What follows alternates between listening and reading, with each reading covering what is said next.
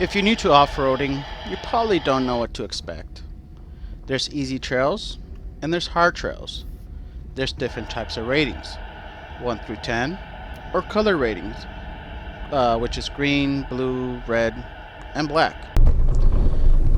This particular one is a dirt road. This will be probably your 1 or 2, or maybe or green. This one here, it's a harder trail, rated at 6 to 9, and it's a black trail. But all in all, make sure that you're not traveling by yourself regardless of what trail you're taking, because you just never know what's going to happen.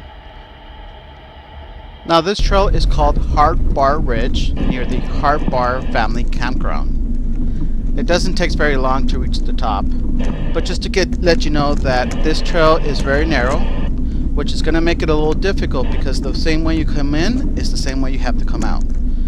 So there's not very much spots where you can move over and let up another vehicle through.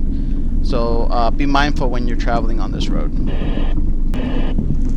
Now it does get bumpy from time to time, and if I remember correctly, there's 3 steep inclines, which makes it a little difficult, so make sure you're on low.